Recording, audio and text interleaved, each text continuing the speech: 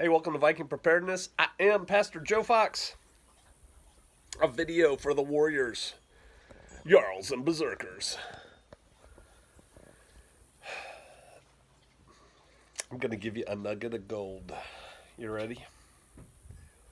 What if you wanted to set up a way for somebody in Maine to pass a message to you in Colorado, and you wanted to do that in a very secure way, meaning that nobody would know, hopefully, one, that a message had been sent to you at all, and two, they wouldn't be able to understand the meaning of the message. Perhaps that's too nebulous. Maybe somebody in Maine has decided that they need to contact you personally, and they're going to show up on Tuesday at 4 o'clock in the afternoon at your place in your area in Colorado, and they need to be met and cared for or whatever. Can you work with that? Because I don't want to get more specific than that. How would they pass that message? Well, there's a lot of ways.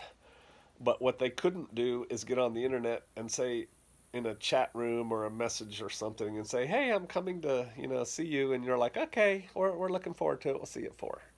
They couldn't call you on the phone. They couldn't send you an email because that is very easy to compromise. A couple ways. One way is you pre-designate chat rooms, forums, things like that, and you check them every day. Some people use this technique. It's not as safe as you think, so I'm going to give you two.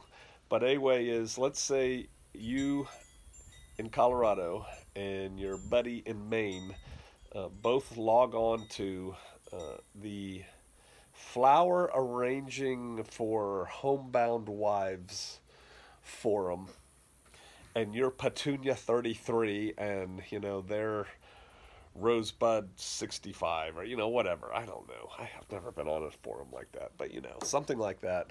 And you just both agree that you're going to check it at least once a week or every day or whatever. And if a message shows up to the effect of I recently bought 47 petunias and 3 batches of roses that I am going to plant on Monday. That could be code for, I'm showing up at your place at this time. And you can assign different numbers to different things, and I'm not getting into that right now. But that could be a message, and then you log on, you see that message, you decode it because you've already agreed on what these different numbers and flowers mean. And you're like, oh, crikey, they're showing up tomorrow at 4. And I need to pick them up. The downside of that is if anybody with powers is monitoring both of you, they're going to figure out fairly quickly that you're both logged on to this stupid chat room or, forum or whatever for, what was it, Homebound Housewives Flower Arranging or something, and go, what is this? And then they're going to know. I got to yell at my dog. Hold on. Hey, cut it out. I always do that. Sure, you could go to a public chat room, with a different computer. It's still, that's still not as secure as the other method I'm going to tell you. That's not super secure. It's pretty secure, but it's not super secure. But you could do that, right? An innocuous message. It's the equivalent of, in the olden spy days, putting a classified ad in the paper for a 1969 Gran Torino for sale for $27,000 or best offer. And that means something. And people constantly scan the newspaper looking for that ad. You could do it in Craigslist. You could do it in whatever. Craigslist in a different city than the one you're in, right? So you can do that. You can send a coded message that way to a public forum that both of you agree to check. There are people who set up Hotmail accounts and then they share, or other accounts, and then they share. Let's say I set up,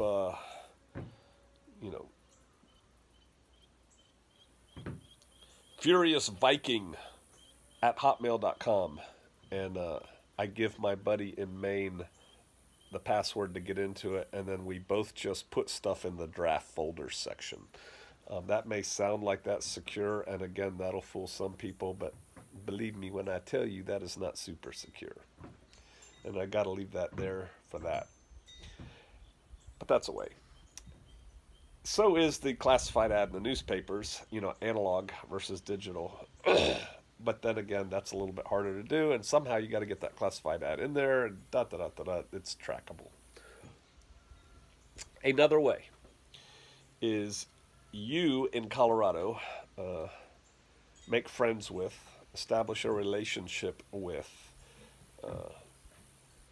a bookstore. Let's just say a bookstore. And you know the owner of the bookstore, and you know that they're there every day from, 9 to 5. And then you go to your friend, and so that's it. And you've got a relationship with this person that they're like, hey, how you doing? And, you felt them out for what you're going to do next. And you're like, yep, this will work. And so that's it. It's just a bookstore. And let's say John Thomas is the bookstore owner. And so you get along with John good enough. Cool. You tell your friend in Maine, if you're going to, have to do a thing, here's a list of code phrases. These code phrases mean these things, right? Again, beyond the scope of this teaching here. But these code phrases mean these things. If you ever need to get a hold of me and pass this message to me, call this number. You give them the number for, John Thomas's bookstore. And you say, you leave that message with John Thomas. And you say, this is a message for make up a weird name. Don't use an Arabic name. I was just going to use an Arabic name. Don't do that. Johnson Overstreet, right? You need to leave a message. Man, it looks like I'm laying down. I'm not. You need to leave a message for Johnson Overstreet. And so, and then give them this code phrase. Now, that person could go look up that number and figure out, oh, this is John's bookstore. If you're training people to work in these things, you kind of have to train people not to be curious beyond where they're supposed to be curious. Stay in your lane. Because by them going and looking up that number, that ties them to that number, and then, they looked it up somewhere, and if somebody's tracking their computer, they're going to say, what's going on here? And so they can't do that. And they got to understand, hey, look, I know you could look this number up, know where it's going, but it's not going to help you. If they did, and, the Goonies from the sky come to John's bookstore and say, why is this person looking you up? You haven't told him anything. He has no idea. He doesn't know who this person in Maine is, and he doesn't know why they're looking him up, and he really can't give them any information. When the time comes, when a situation develops that you're like, oh, I need to activate my network, and this is now a time when things could happen where my friend in Maine could be trying to contact me. At that time, you're going to have to go to John, the bookstore owner, and say, John, I need you to do me a favor, man. And John's going to say, what's that, Joe? And you're like, if you get a weird phone call for, what did I say the guy's name was? I can't remember the name I made up. Was it Johnson Overstreet? Something like that. Whatever the name we agreed on, you better remember. Might be worthy writing that down. If you get a call, somebody wanting to leave a message for Johnson Overstreet, please copy that message down verbatim and then contact me. I'd really appreciate it, brother. What kind of message? You may get a call someday. They'll say this message is for Johnson Overstreet, and they'll leave you a message. And I'd like you to write that message down and give it to me. And John, I don't want you to tell anybody else about it. Can we do that? Yes.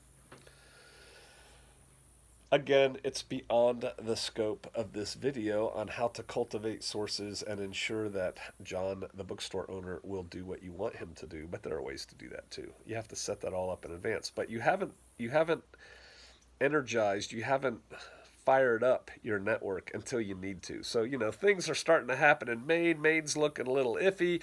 Go fire up your guy. All right. Then one day you get a call from John, the bookstore owner, and he goes, "Hey, I got a weird okay, I'll be out in a minute. I'll come talk to you."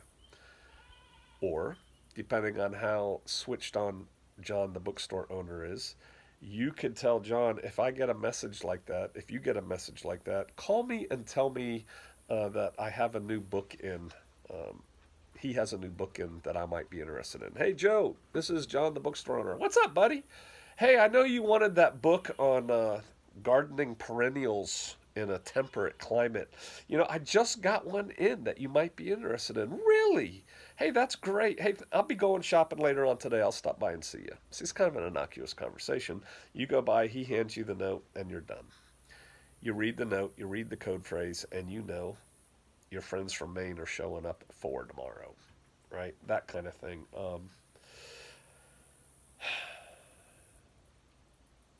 Hopefully that's not too nebulous, that you don't understand at all what I'm talking about.